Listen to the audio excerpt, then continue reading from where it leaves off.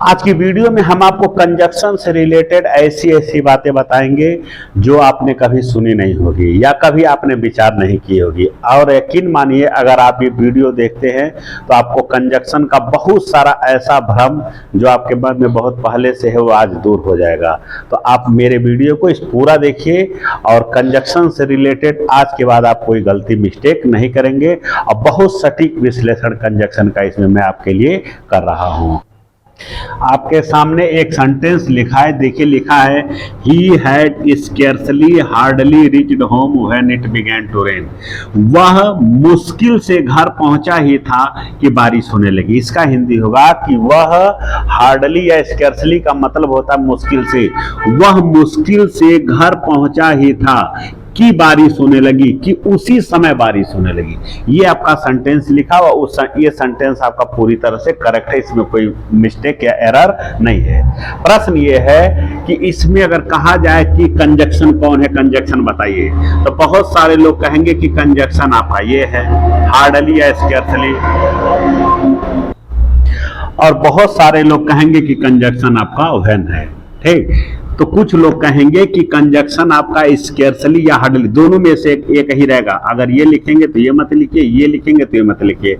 तो बहुत सारे लोग कहेंगे कि कंजक्शन इसमें हार्डली या स्केर्सली है, बहुत सारे लोग कहेंगे कि इसमें व्हेन है, बहुत सारे लोग कहेंगे कि स्केर्सली और व्हेन दोनों है, लेकिन ऐसा बिल्कुल नहीं है। ठीक है, देखिए जब भी स्केर्सली या हार्डली शब्द आता है तो ये तो आपका एडवर्ब है, ये दोनों आपका क्या है, एडवर्ब है। ठीक, इसमें कंजक्शन आपका ये व्हेन है, ये व्हेन कंजक्शन है। ठीक, ये आपका एडवर्ब है, ये कंजक्शन नहीं है।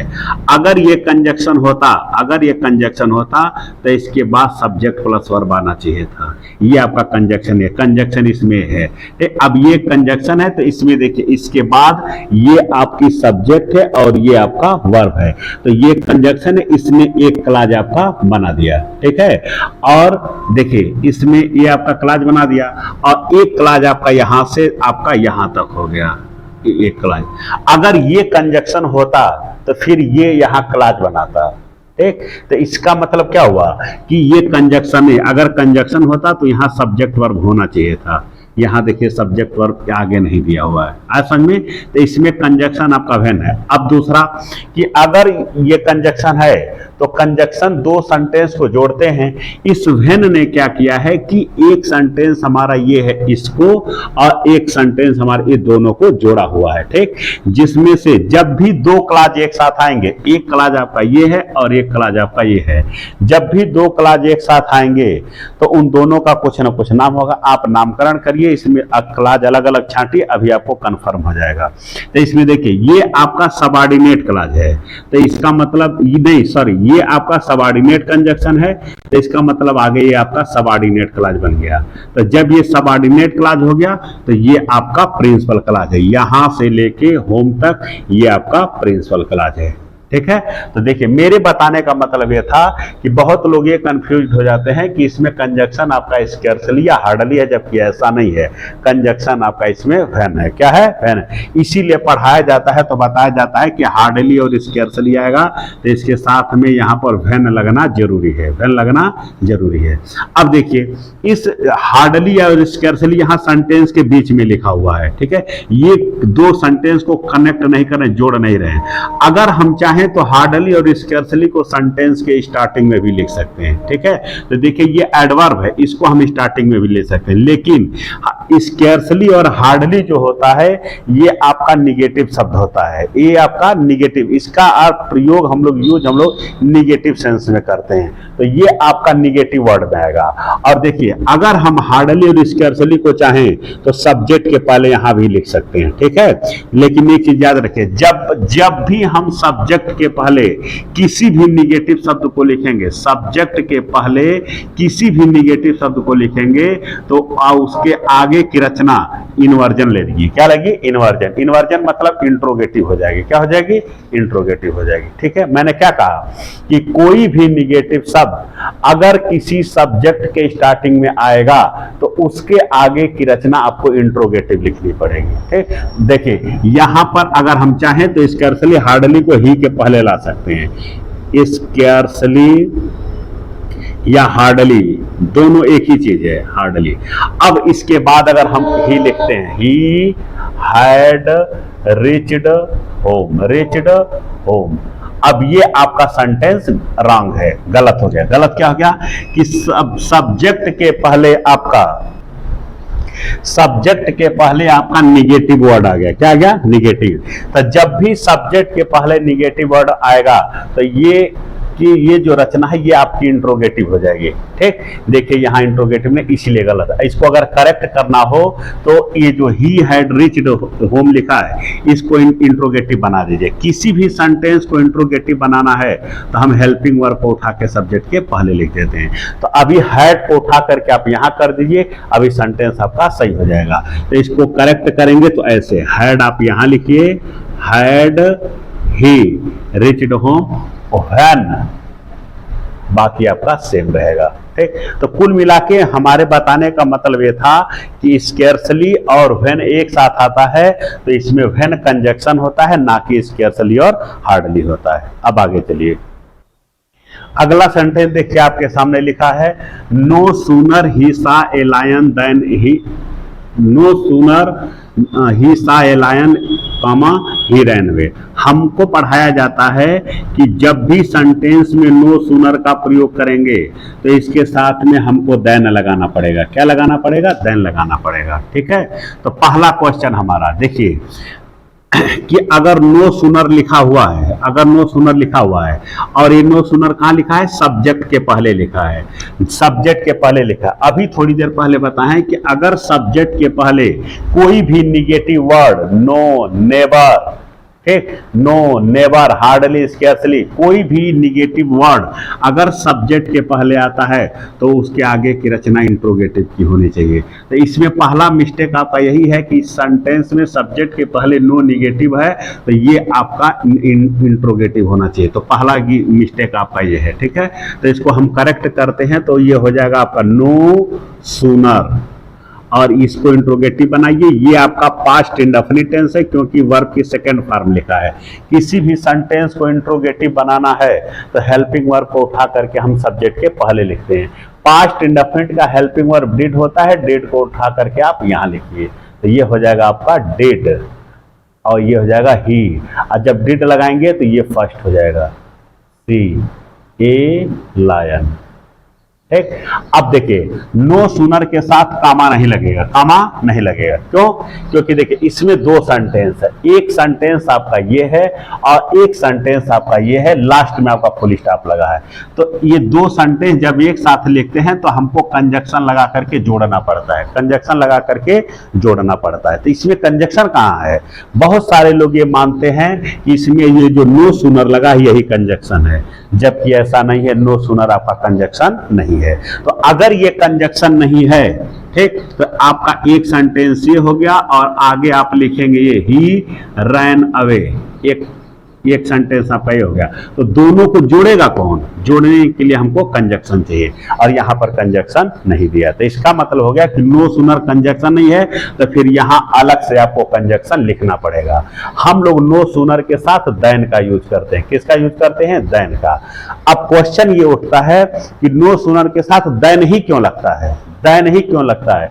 बट नहीं लगेगा, ठीक है, देन नहीं लगेगा, देन ही क्यों लगेगा? तो देखिए इसलिए लगेगा कि ये सूनर आपका कंपैरेटिव डिग्री में है, ये सून आपका एडवर्ब है। क्या है? एडवर्ब, ठीक है, और ये पॉजिटिव डिग्री है और इसको कंपैरेटिव बनाएंगे तो सूनर हो जाएगा। जब हम किसी भी एडजेक्टिव या एडवर्ब को कंपैरेटिव में बदलते हैं तो कंपैरेटिव डिग्री के साथ हमेशा देन लगता है। तो ये आपका कंपैरेटिव डिग्री में है इसीलिए यहां पर देन लगा है।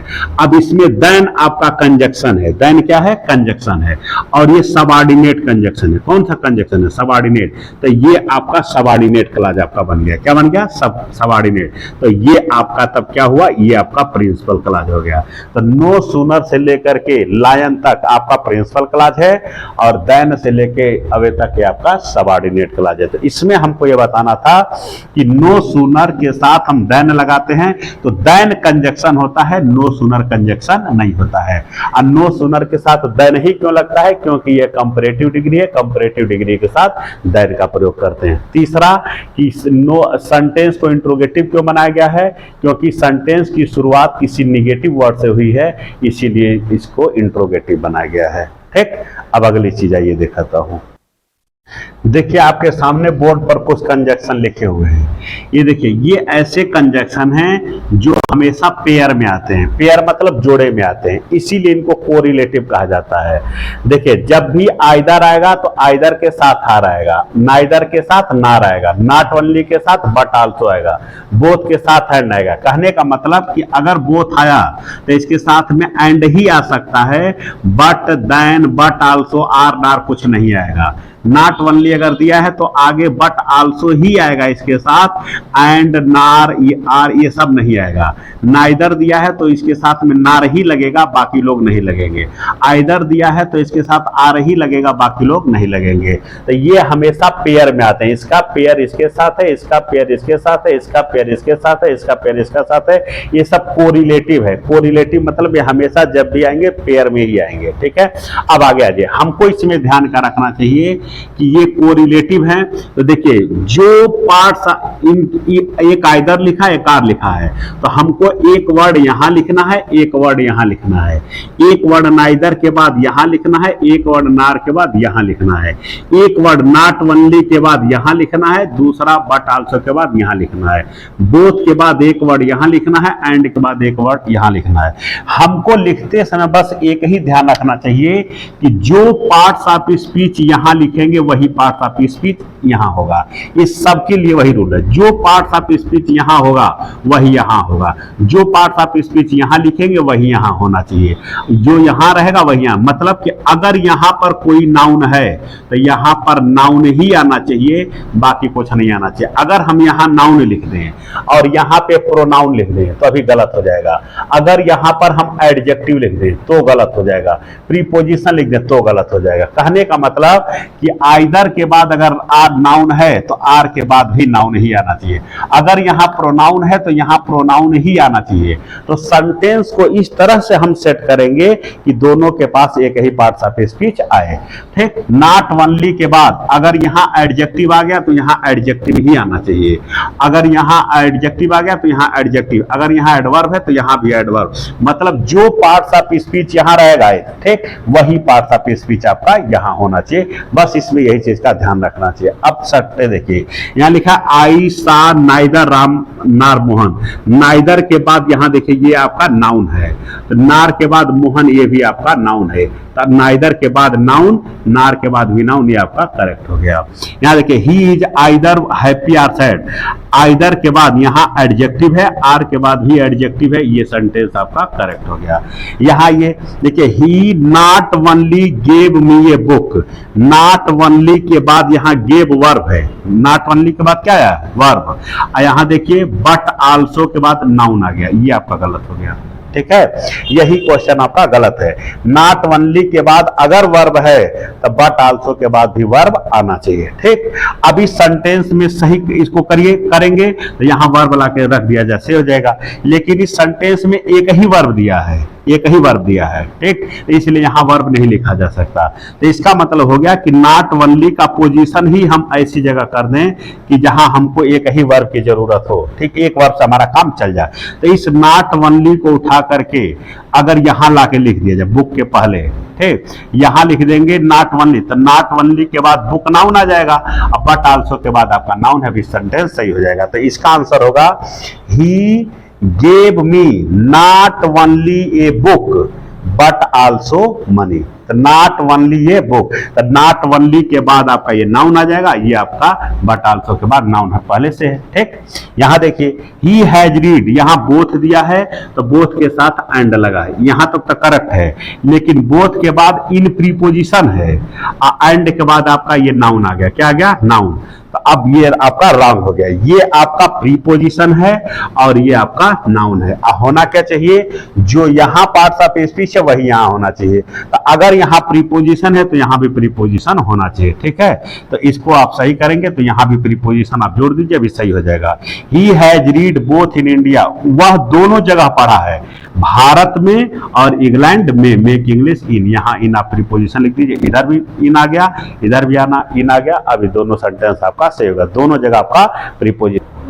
ये देखिए दो सेंटेंस आपके सामने और लिखा है नाइदर ही रीड्स नार ही राइट्स।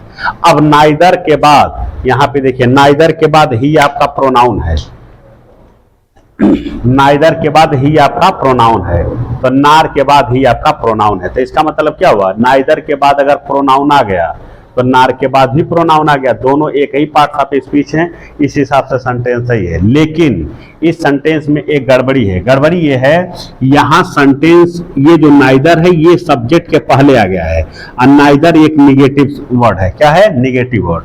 और जब भी सब्जेक्ट के पहले निगेटिव वर्ड आएगा, तभी थोड़ी देर पहले बताए हैं कि सेंटेंस की रचना जो होगी वो इंट्रोगेटिव हो जाएगी। तो इसमें ये तो सही है कि नाइदर के बाद प्रोनाउन आया है, नार के बाद, यहाँ तक तो सही है, लेकिन फिर ये इन्वर्जन यहाँ नहीं हुआ, यही गलत हो जा रहा है। कहने का मतलब ये है कि सब्जेक्ट के पहले निगेटिव है तो ये आपको इंट्रोगेटिव करिए, तब जाकर के सही होगा, ठीक है। तो इसको निगेटिव करेंगे, अरे इंट्रोगेटिव करेंगे तो देखिए हेल्पिंग वर्ब को उठा के सब्जेक्ट के पहले लिखेंगे। ये आपका प्रेजेंट इंडेफिनिट टेंस है, प्रेजेंट इंडेफिनिट का हेल्पिंग वर्ब डू और डज, इसी डू डज को यहाँ ला दीजिए, अभी सही हो जाएगा। तो ये हो जाएगा आपका नाइदर, और ये हो जाएगा does he read, neither does he read. अब ये हो गया नार, ठीक। अब ये आपका ही राइट्स। अब देखिए सेंटेंस के स्टार्ट में क्या दिया है, नाइदर, निगेटिव वर्ड है, इसलिए आगे आपका क्या हो गया, इन्वर्जन। अब ठीक, अब यहां देखिए नाइदर के बाद क्या गया, वर्ब आ गया, और नार के बाद यहां क्या, प्रोनाउन। अब फिर यहां मिस्टेक हो गया, ठीक।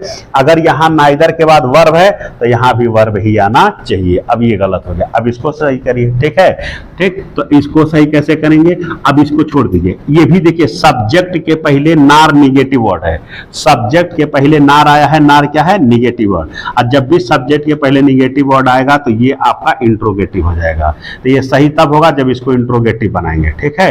और इंट्रोगेटिव कैसे बनेगा, इंट्रोगेटिव बनाना हेल्पिंग वर्ब को उठा के सब्जेक्ट के पहले लिख दीजिए। तो प्रेजेंट इंडेफिनिट का हेल्पिंग वर्ब क्या होगा, डू या डज। तो ही के साथ क्या लगेगा, डज। तो हम क्या करेंगे कि डज पहले लिखेंगे, ठीक, यहां पे लाके डज लिखेंगे, अब इसके बाद ही लिखेंगे, और ये आपका राइट हो जाएगा। अब ये आपका सेंटेंस करेक्ट हो गया, ठीक। सेम उसी तरह से भी देखिए यहां सब्जेक्ट प्लस वर्ब लिखा है, ठीक है। अब देखिए सब्जेक्ट प्लस वर्ब लिखा है, लेकिन सब्जेक्ट के पहले निगेटिव वर्ड आ गया। तो जब भी सब्जेक्ट के पहले निगेटिव वर्ड आएगा तो उसके आगे की रचना इंट्रोगेटिव होगी। क्या होगी, इंट्रोगेटिव। और ये असर्टिव दिया है इसीलिए ये गलत है, सही करिए। तो इसको इंट्रोगेटिव बनाए, इंट्रोगेटिव बनाने के लिए हेल्पिंग वर्ब को उठा के सब्जेक्ट के पहले करेंगे। तो हेल्पिंग वर्ब को सब्जेक्ट के पहले करेंगे तो देखिए पास्ट इंडेफिनिट है, हेल्पिंग वर्ब इसका डिड उठा के लाइए इधर, डिड ही बेट मी, ठीक। अब बाकी सब आपका सेम रहेगा, यहां तक कोई दिक्कत नहीं है, ठीक है। चलिए आगे देखते हैं।